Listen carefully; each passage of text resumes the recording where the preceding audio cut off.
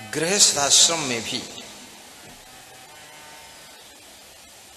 साधु आपका मन रहना चाहिए। जिस पत्नी को ऐसा पति मिला है जिसका मन साधनाशील है, तो उसका पति किसी दूसरी औरत की तरफ आकर्षित नहीं होगा। ये झंझट खत्म हो गया। और जिसकी पत्नी के मन में थोड़ी सी साधुता है, उसकी पत्नी किसी दूसरे पुरुष में आकर्षित नहीं होगी, तो दूसरा झंझट खत्म हो गया। जिस लड़के और लड़की में थोड़ा सा वैराग्य है, वो लड़के और लड़कियां दूसरे लड़के लड़कियों में आकर्षित नहीं होंगे, फंसेंगे नहीं, तो ये तीसरा चौथा झंझट खत्म हो गया। ये बड़े झंझट के काम है और इतना बड़ा ये पागलपन है, इसकी कोई सीमा नहीं है। जो लोग ये विषय विलास में आकर्षित हो जाते हैं, उनकी बड़ी दुर्दशा है।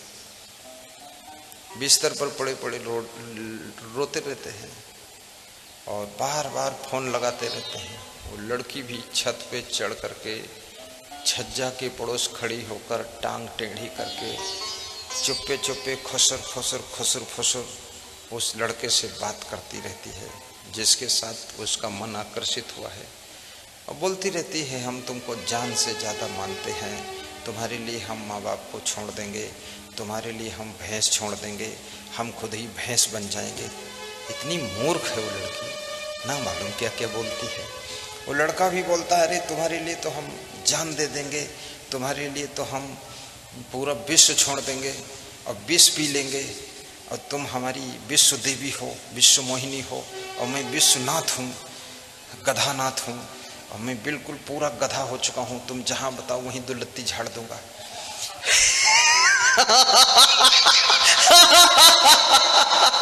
पूरा बैल है। हाँ, और फिर अंग्रेजी पढ़े लिखे कुछ नहीं, लिखते हैं आई लव यू, बस। यू की स्पेलिंग पूछो तो यू को ब्यू न लिख दें, ब्यू, आई लव यू। हाँ, मालूम कुछ नहीं, मूर्खता। माँ बाप को हैरान किए हैं, माँ बाप परेशान है कि अब क्या करें हम, ये तो ऐसा होने जा रहा घर में। लेकिन उस लड़के को भी सोचना चाहिए, जिस माँ बाप ने इस लड़की की 20 साल तक परवरिश किया है, पालन पोषण किया है, खिलाया पिलाया है, कपड़े खरीद कर दिए, पढ़ाई में फीस में पैसे दिए, ये अपने उस माँ बाप को धोखा दे रही है। और ये उस माँ बाप की नहीं हुई, और ये उस माँ बाप को लात मारकर भागने को तैयार है, तो ये गधी तेरी कब हो जाएगी? तेरे से कोई बड़ा गधा मिल जाएगा तो उसके साथ निकल जाएगी। तो तू समझ जा, गधे ना था अभी।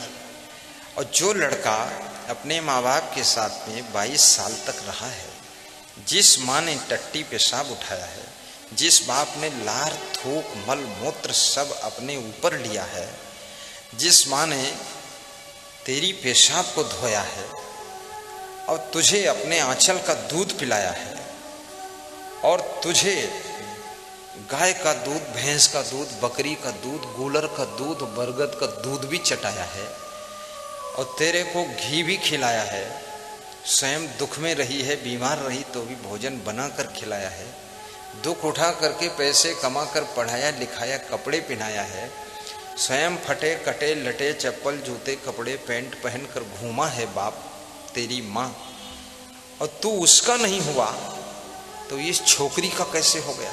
इस लड़की को भी सोचना चाहिए, जब ये अपने माँ बाप को धोखा दे रहा है, इतना बड़ा धोखेबाज है, 22 साल का उपकार मिट्टी में मिला दिया, और खा पी के सब खत्म करके माटी का धोंधा बन करके माँ बाप की इज्जत भी मिट्टी में मिला दिया, और मनमानी करके उछल कूद कर इधर उधर दंद फंद मचा करके सब बर्बाद कर दिया। तो ये लड़का मेरा कब होगा? ये धूर्त मेरा कब होगा? आंखें चमकाता है, ये धूर्त कौन है? ये लड़का। तो ये कब होगा? लेकिन इसका विवेक नहीं करते लोग, बस खाली। इसलिए किसी भी, ये वासनात्मक प्रेम होता है, प्रेम ये नहीं है, हाँ प्रेम इसमें बिल्कुल नहीं है। ये वासना की पूर्ति के लिए, काम वासना की तृप्ति के लिए लड़के और लड़की एक दूसरे की तरफ अट्रैक्शन हो करके फंसते हैं और माँ बाप का अपमान भी कर देते हैं और उल्टा पल्टा काम भी कर देते हैं। कितनी लड़कियां तो माँ बाप और भाई को जहर वहर पिला देती हैं, कितनी लड़कियां तो किसी का मर्डर भी करा देती हैं, कितने लड़के तो अपने भाई का ही मर्डर कर देते हैं कि ये बाधा डाल रहा है। ऐसा उनको लग रहा है कि इससे अनमोल चीज और दुनिया में कोई नहीं है। कितने मूर्ख लोग हैं, इतनी मूर्खता भरी हुई है। और सबसे बेकार, सबसे रद्दी, सबसे भद्दी और सबसे व्यर्थ और सबसे निरर्थक चीज यही है। इससे ज्यादा कचड़ा, लफड़ा, झगड़ा, बगड़ा कुछ है ही नहीं। इससे ज्यादा गंदगी का काम भी कोई और नहीं है। आखिरी है ये गंदगी, नरक, इसके अलावा कुछ भी नहीं। कृष्ण कहते हैं आदमी की जिंदगी को नरक बनाने वाली 3 चीजें, कामः, क्रोधः तथा लोभः। काम वासना और क्रोध ये गुस्सा और लोभ लालच। तो अर्जुन ने पूछा ये लोभ क्यों आता है? बोले ये किसी कामना की पूर्ति के लिए मनुष्य को धन चाहिए, उसके लिए लोभ आता है। बोले क्रोध क्यों आता है? बोले किसी कामना में जो बाधा डालता है उसके ऊपर क्रोध आता है। तो अर्जुन ने कहा तो मेन कौन है? बोले मेन है काम वासना, काम, कामना ही मेन है। अगर काम जीत हो जाओ तो क्रोध भी कंट्रोल हो जाएगा और लोभ भी कंट्रोल हो जाएगा। ये जितने लोग घरों में चोरी करते हैं या आश्रमों में चोरी करते हैं, चोट्टा लोग जितने हैं, इनके अंदर चुपके चुपके कोई ना कोई कामना है। कामना, बहुत छोटी सी कामना छिपी हुई, उसकी पूर्ति के लिए कोई पति का पैसा चुरा रहा है, कोई पत्नी के जेवर चुरा लेता है, कोई बहन का पैसा चुराता है, कोई बहनों का पैसा निकाल लेता है, अब कोई अपने जीजक पैसा निकालते है, कोई जिज्जिक निकाल लेते हैं और बहुत प्रेम से बोलता है अरे बहन जी तुम्हारे अलावा हमरे है कौन, हम तुमका बहुत मानित है। तो बहन जी बोली चलो हम स्नान करके आए रहने। कहीं जाओ तुम स्नान करे, तुम स्नान करो, हम इधर लालच में स्नान कर लेंगे। तब तक बहन एक झोरा खोल के कुछ न कुछ निकाल ली। बहन भाई पर विश्वास किए बैठी, बाद को जब देखा तो उसमें पैसा गायब है। पूरे गायब नहीं करता, चतुर है, कुछ लेता है कुछ रखा लेता है, बड़ा हिसाब किताब से काम करता है। क्योंकि पूरी पोटली गायब कर दो तो जल्दी पकड़ में आ जाए। पोटली भी है उसमें कुछ रुपये भी हैं और कुछ निकाल लिया है। बड़ा समझदार व्यक्ति है चोट्टा कि कुछ हमारा भी काम चल जाए, कुछ इनका भी चल जाए, और कुछ निकल भी जाए, कुछ रह भी जाए, और कुछ बात बन भी जाए, और कुछ बिगड़ भी जाए।